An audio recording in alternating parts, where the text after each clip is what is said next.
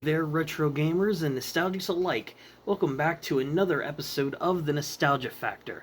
This is Nostalgic Blast Reviews, where we take a look at the best and worst in gaming. And today, guys, as voted on with you and the community tab, there's actually a tie between both Hot Wheels Beat That on the Nintendo DS and The Incredibles on the Game Boy Advance. Thank you to everyone who voted, by the way. But I ultimately decided that today we're going to be reviewing The Incredibles on the Game Boy Advance.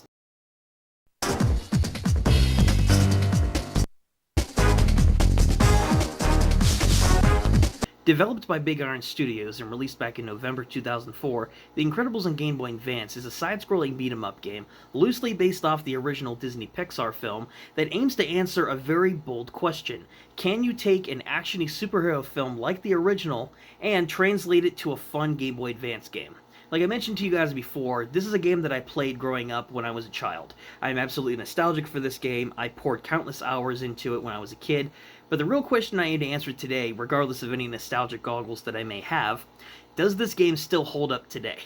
If you've already watched the original Incredibles movie that released, then you already know the plot of this game. It's basically a shot-for-shot recreation of the events of the movie, whether that be boss fights, specific gameplay moments that have events from the movie, like the scene where Mr. Incredible saves the guy that's jumping off the building, or there's a bit toward the end where you battle against the giant droid that was created by Syndrome in the city. You're going to have a very loose story here. It's not going to be anything special or anything like that. It's just basically going to be gameplay scenes that recreate moments from the film, and you're also going to have some very stilted-looking scenes from the movie that was somehow slammed into a Game Boy Advance cartridge that looked like this.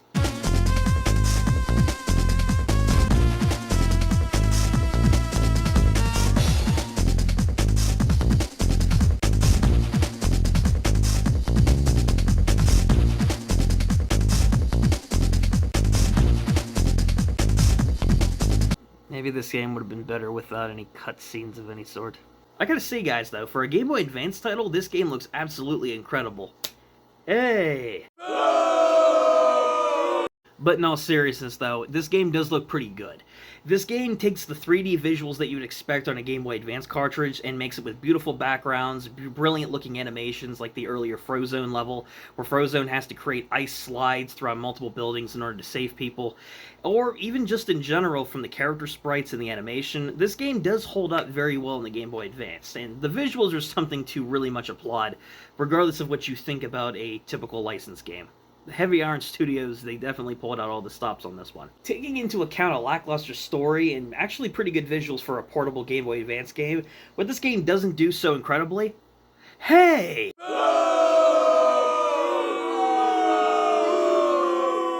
But yeah, again, this game's gameplay is what you might expect from a beat-em-up style game. You travel left to right throughout the screen, you take out enemies, you take out obstacles, and you basically just travel through different scenarios and scenes from the actual movie, playing as Mr. Incredible, Frozone, Elastigirl, Dash, Violet. You play as basically most members of the Incredible family, and the only thing that really changes is both the scene and the story where you're at, as well as just the area in general for the background.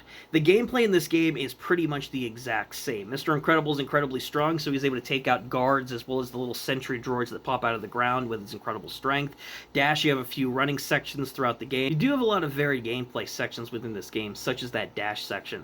But at the end of the day, the gameplay is just incredibly repetitive. You're traveling from screen to screen, playing as a different member of the Incredibles family, beating up minions, you're taking out sentry droids and other robots that you encounter. Honestly, the only thing that really changes up is the person you play as and the background of whatever part of the movie you're playing through at that point. It's incredibly repetitive, it's not very interesting, and after a while you're probably going to get bored playing through this game.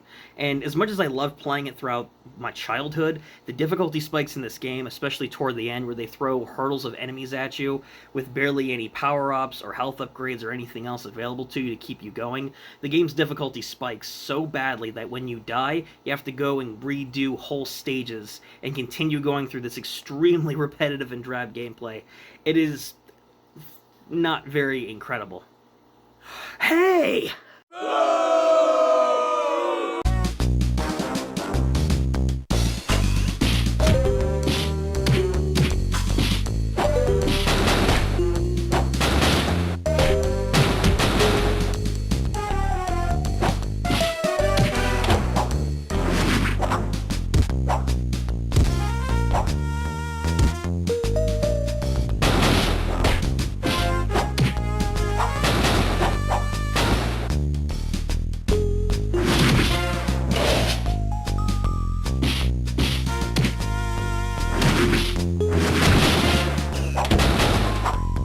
At the end of the day, guys, The Incredibles on Game Boy Advance, from what I've talked about here, and for what I've shown you guys footage-wise, that is the extent of this game.